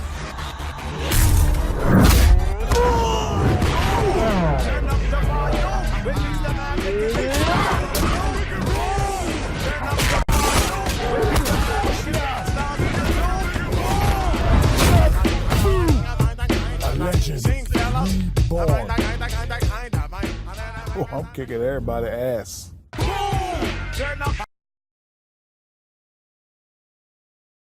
Okay, so now that I didn't fail fish, and you actually heard things. Didn't fail fish? I didn't fail fish this time. What? I actually remembered to turn the audio on. That is Shaq Fu. Unfortunately. Yes, for those of you that actually saw the original Shaq Fu, it was not very well received. Obviously, it's Shaq. It's Shaq doing Shaq things and just, yeah, being Shaq. I really don't know what else to say about that. It's Shaq being Shaq. I enjoyed the original one to a point. Ooh, get Reese's peanut butter cup. I'll save that for later. I didn't share those. Yes, Mrs. Linty shared it. But that is Shaq Fu, and it is a side-scrolling beat-em-up this time around, kind of like a Double Dragon Neon. You're still going to have depth, it looks like, but it's going to be a side-scrolling beat-em-up. I'm interested in it. I'm looking forward to it. The only comparison I can think of is Double Dragon, because I played it years ago on the Sega, whatever it was. Yeah, Double Dragon is a good one that had that depth that a lot of people are familiar with. The Double Dragon 2. Mhm. A co-op, though. I'm So old. that's the reveal trailer for that one. I am most certainly looking forward to it. We'll see if it's actually as good as it looks like. If it's as good as it looks, I'm going to like it. Definitely going to like it. And another one that Louis brought up, yes, Woo, game hit. people who know Double Dragon. I've known Double Dragon for years. I just never played it. Well, I played it. I played the original one. What, no one? The first one, like, the first one that came out, I can't remember when it came out. Tired of hearing that people only know Streets of Rage. Oh, dude. Okay, And I actually, played Streets of Rage. played It was Double alright. Dragon. But Streets of Rage was definitely the most popular one for some reason. But Double Dragon I thought was really good. And I'm going to be playing Double Dragon Neon on cast at some point. Just not yet. I want to do a co-op on that one, because that's a good co-op game. I think you and Gray just played that on Bro Up Tuesday, not too long ago.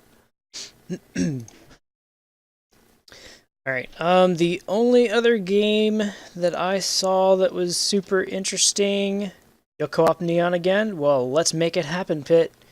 I'd be down for that for sure. It was like £7.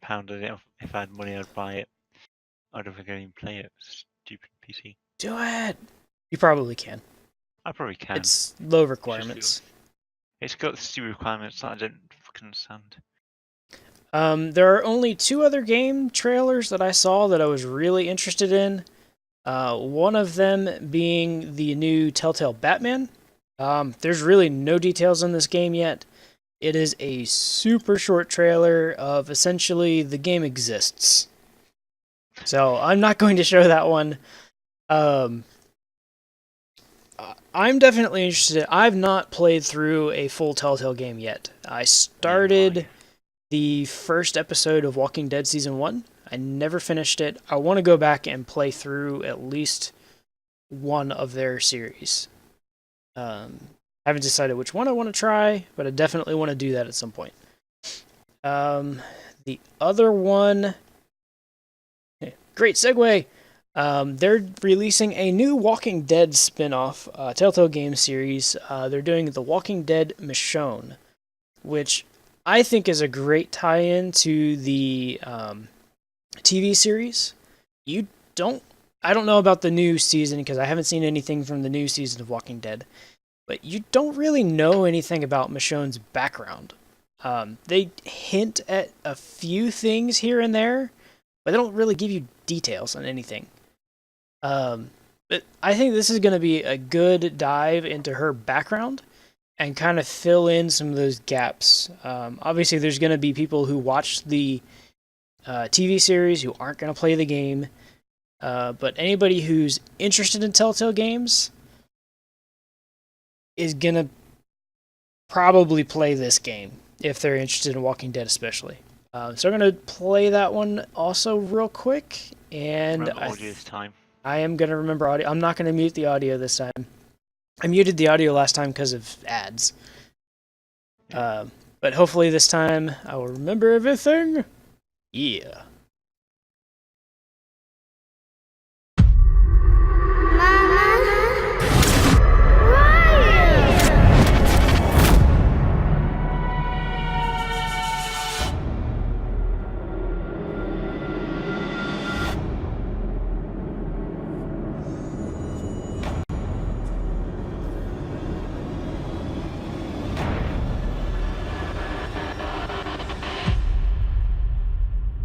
Not everyone deserves saving.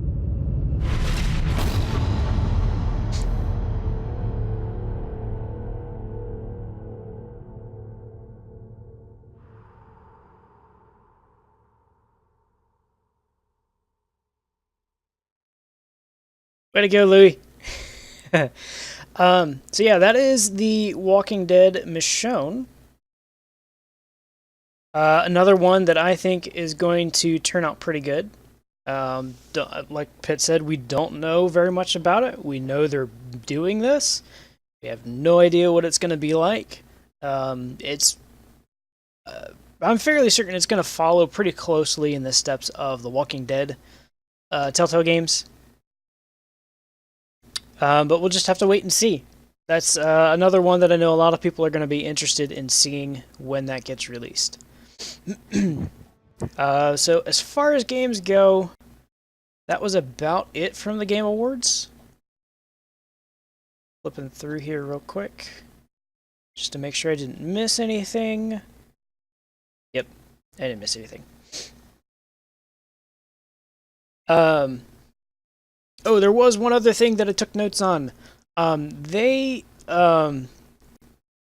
got your interest? Yes, we got Shell's interest. There was one other thing that they did at the Game Awards that I thought was really good. Excuse me. They did a little segment on industry icons. If you don't know who Westwood Studio is, you should. I do. Yeah, if you don't know who Westwood Studio is, you should. You need to go do a internet search for Westwood Studios. They are a game development company that was bought by EA? RIP. Was it EA? I think so. Fairly certain it was EA. Yeah. Yeah, they were acquired by EA, so the studio officially no longer exists. They were liquidated after they were bought. But the founders of Westwood Studio were recognized for their contributions to the gaming industry. Some of the games that they released are the core of what we know video gaming to be today. And that's why they're so important. Brett Sperry and Lewis Castle are two of the biggest names in early video games. In my opinion, anyway.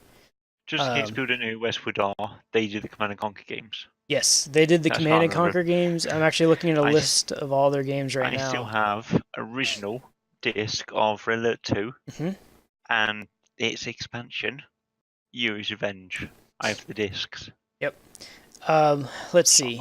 As games that Westwood Studios did, Command and Conquer. They did Eye of the Beholder. They did Dungeons and Dragons, Warriors of the Eternal Sun. They did a couple games like that. The Lion King, Blade Runner, Dune 2000. Try to find some of the more popular games. Emperor, Earth and Beyond. Yeah, funked ages ago. 2003. Yeah, like late January 2003. Damn. They produced games up to 2003, and I believe that was when they were liquidated. So they no longer exist, which is sad. Sad day. Sad day. But as the developers of the Command and Conquer franchise, and Resident Evil in '96, they were the developers of that as well. They definitely had a big part in the industry, and we would probably see a very different gaming industry right now if it wasn't for them. I mean, obviously there are some other studios that had a big part in the development of it, but they are definitely one of the biggest contributors. So I was happy to see that. I was really glad to see that they were recognized for their contributions to the industry. And I hope that they continue doing stuff like that every year. I don't recall if they did that last year or not, but there are several studios that were purchased by bigger companies and liquidated, and they deserve recognition. They really do. And they did a little segment on Miyamoto as well. I thought that was really good. They did a quick little interview with one of the the people in the audience, they were saying that they were tearing at that recognition of Miyamoto, which I totally get. Miyamoto was a huge part of Nintendo, from the bottom all the way to the top. He was always involved. So definitely a big loss this year. But the gaming industry goes on. I'm sure he won't be forgotten anytime soon for his contributions. Let's hope. I hope not. So yeah, that's about it. Hope he. Actually, that went way... Jeez. Wow. Brain. Not Miyamoto. Iwata. Yes, Iwata. Brain. It's his turkey. Brain. The turkey sucking my brain out. Yes, Iwata. I'm sorry. I meant Very Iwata. finished. I'm glad somebody actually caught me on that. Otherwise, that would have been me being very, very, very stupid. But yeah, that was everything that I really wanted to cover. Anything? Rip Iwata. Sorry. It's 12:30 here now, and my brain is still like, why are you awake? Go to sleep. Need more sleep. Definitely. Anyway, thanks for catching that. Look forward to Zombie Miyamoto finishing Zelda. I'm looking forward to the new Zelda. That's going to be a good one. Yeah, we've actually gone about 2 hours, which is way longer than I expected. Definitely not enough coffee. I had 1 cup of coffee, and I need to make another one. You may like 6 more before your brain starts working again. Probably.